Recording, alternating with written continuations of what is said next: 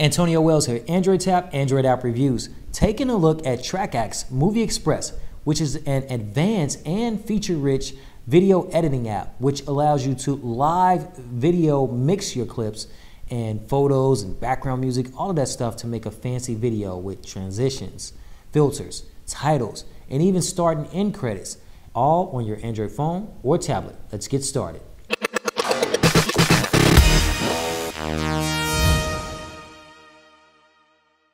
So let's first get you acquainted with the interface. This is the timeline, and over here we have 4 icons. By default, it'll pull up all of your media.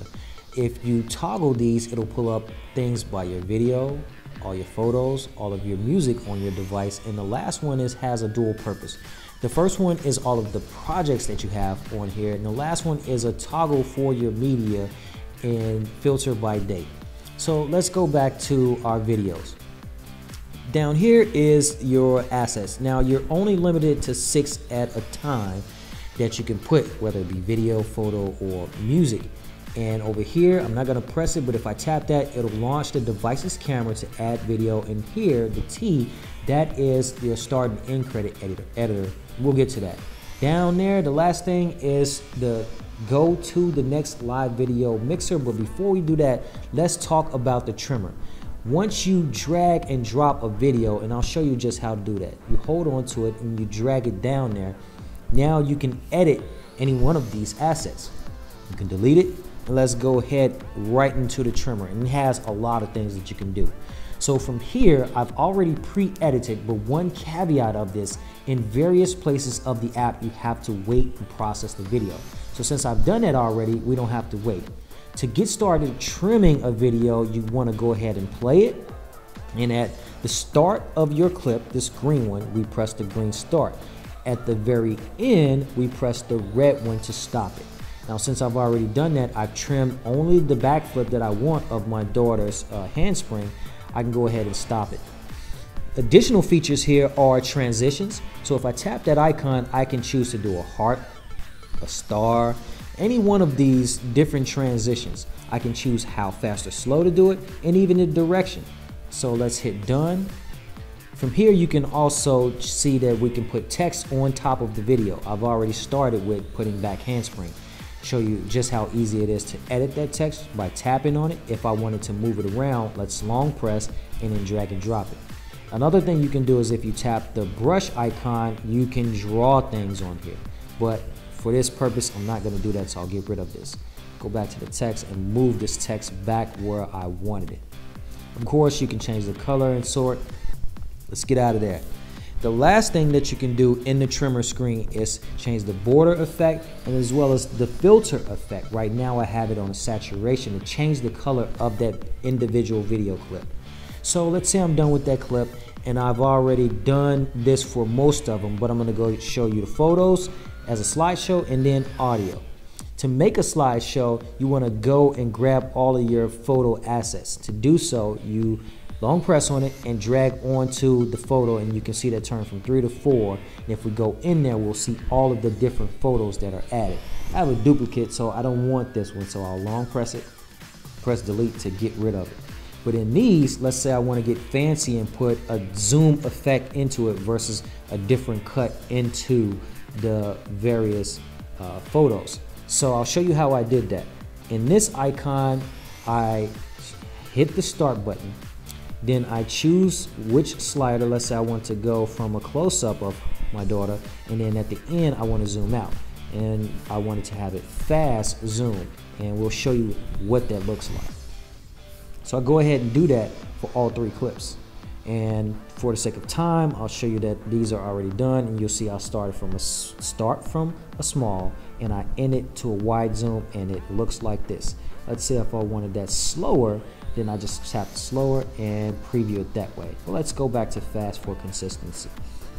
Now, let's say I've done all 3 of those. I'm done with that. If I wanted to edit audio, just go ahead.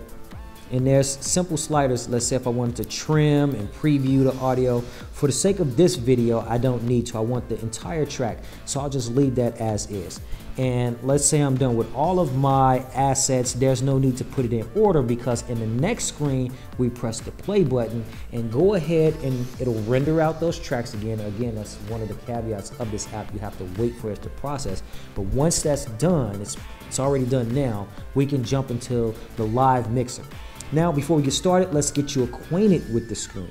The first thing you'll see in the top left is the video preview window along with the timer.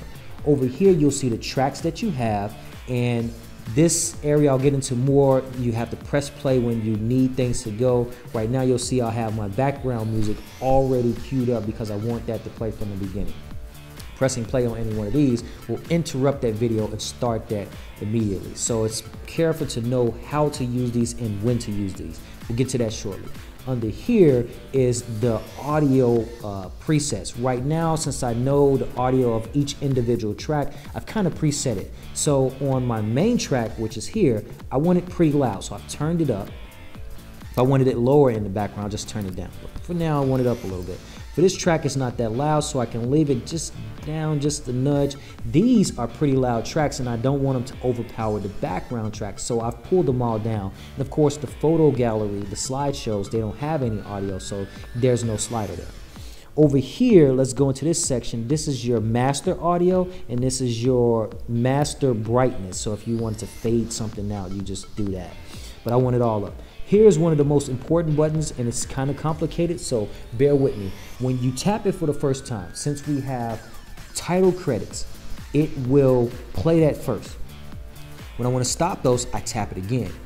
But what I should have ready when I do that is a video queued up, and I'll show you the order that I want to do it. And once all of my clips are done, then I tap this again to stop that. It'll immediately play my end credit, and then I tap it again to stop that, after which the video will be completed. So let's go ahead and get started. The first thing I want to do is determine the order of my clips. I want the back handspring first, I want the competition video second, I want the football game third, and I want the slideshow last. But I want my music queued up so it's already pressed to play. Now, once I tap this, let's say I have my title screen, I only wanted 3 seconds, then I want to hurry up and cue that up and stop this, and it'll switch to that first scene. It'll put the transition that I had.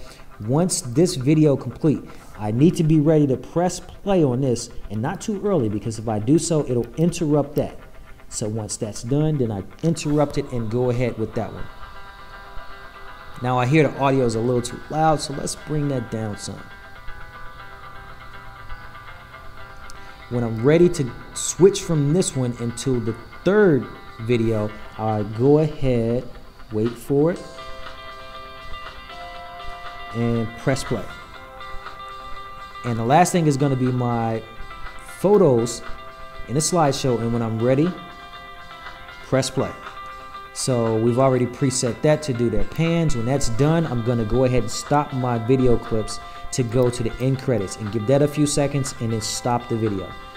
So stop, I'll give it 3 seconds and stop it. And from that point, I've finished my video. Now I can choose to play it back.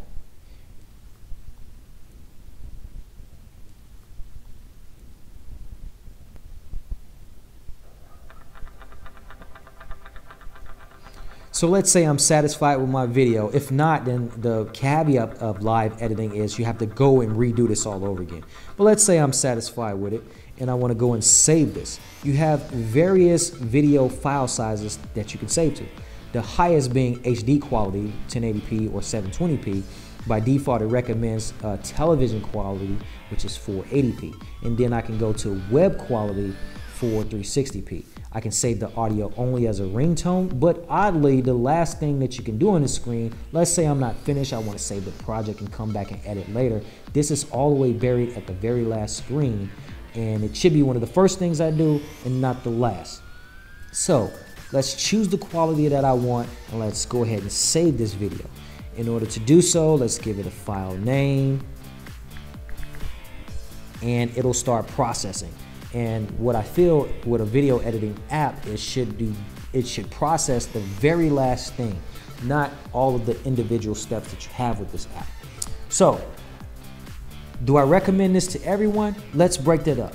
I will highly recommend this to folks who are familiar with video editors, those who are advanced enough to understand the concepts that are going on here and want to do a little bit more with the video editing app. I highly recommend those things. For the average person, there are a few cumbersome things about the app to get acquainted to. You probably have to watch this video back a few times, slow it down to see what I've done in order to get familiar with the editing scheme of it. Hopefully it's updated to be a little bit easier. So I'm kind of hesitant to recommend it to the novice, but for the advanced person, definitely. This has been Antonio Wells with Android Tap, Android App Reviews, taking a look at TrackAxe Movie Express, and I'm signing out.